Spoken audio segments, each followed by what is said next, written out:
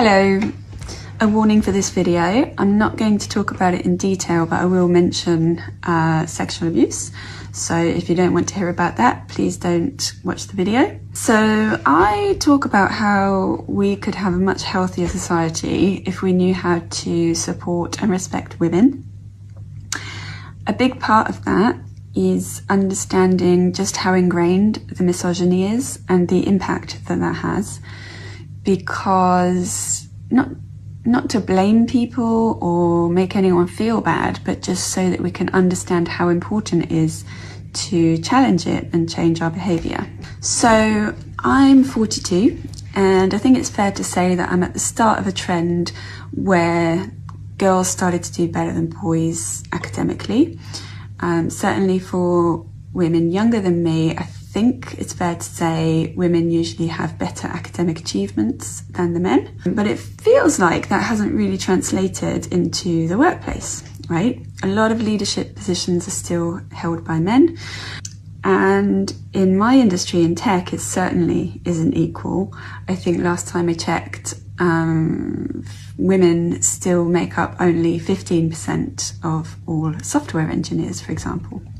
So this is a phenomenon that I remember recognising when I was in my late 20s. I was chatting with a friend, and she had a degree from Oxford University, but was not where she wanted to be with her career. I was struggling, but I have a degree from Exeter University. Certainly when I graduated, it was considered one of the top universities in the country.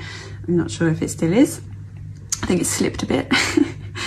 But more so than that, we were also talking about how so many of our friends were just like going into and remaining in like low paid jobs, not getting opportunities, not getting promotions.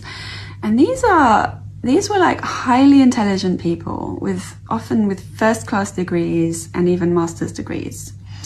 And it was just confusing. This is not what we were expecting would happen, right? But over the years, having done lots of thinking and self-development and therapy, I've sort of come to some conclusions. And I'm going to share my experience so that you might identify with it. I've often been characterised as an unconfident person, particularly in the workplace. I've also had quite high levels of stress and anxiety. So because of that, I've done quite a lot of confidence boosting courses. I've done some coaching, I've done communications workshops, I've done lots of self-development, right? Lots of reading of books, and I've done some therapy. And it turns out that I'm not the problem. Who knew? I mean, I'm part of the problem, right? We're always part of our own problems. But the problem for me is violence against women and girls. Or maybe it's just male violence that affects men as much as women. So let me explain. I grew up with a very authoritarian style of parenting. That means I was punished and threatened if I didn't do what my parents wanted. And my father in particular was the authority figure. I was smacked and yelled at quite a lot. Alongside this, he was quite an emotionally dysregulated, volatile and intolerant person. He lost his temper quite a lot, and is quite passive aggressive. He would also say things like, if my daughters ever got pregnant, I would throw them out the house. For context, one of my sister's friends did get pregnant age 14. I'm not sharing that to blame or criticise or judge, just to explain that as a natural consequence, I did not feel safe around that person. Yeah, my dad was not really a protector, in fact, often quite the opposite. I do think that's quite a common experience for people growing up in the 80s or 90s. So alongside this, I've known at least 4 people in my life who've confided in me that they were raped by a father, a stepfather, or a grandparent.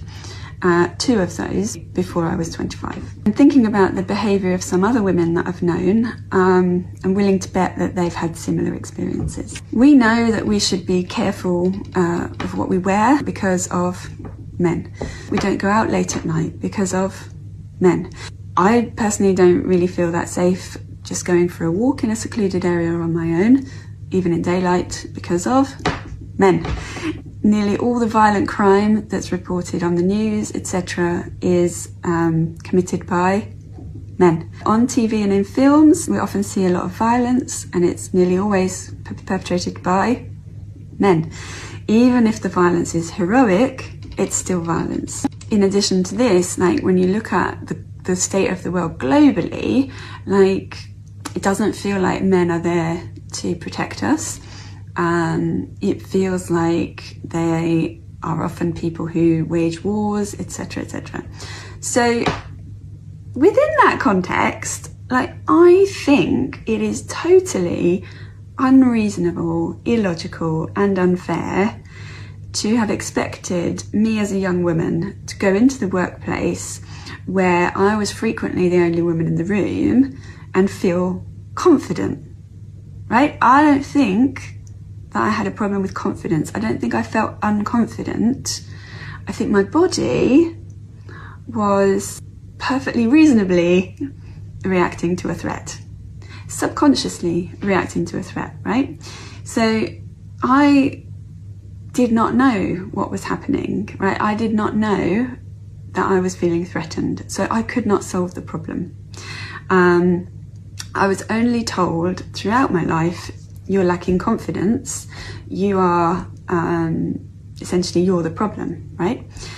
And if you're feeling anxious, again, you're the problem. And I just feel like it's a very common thing that women are told that we are lacking confidence. So to this day, that is still a lot of the feedback that I get. I get a lot of women trying to get me to buy coaching from them so that I could be more confident, or go on leadership courses, etc. I'm like, I don't think we need more training and coaching. I think we need men to stop being so misogynistic. Maybe some of those women who are selling coaching courses could stop seeing us as the problem and start teaching men about misogyny, right? And since I don't see very many other people doing that, that's what I'm trying to do on this account. And it's quite encouraging actually that about nearly 26% of my followers are men. So thank you to you guys. Thanks for sticking around and not running away. And let's just try and be really good allies for each other.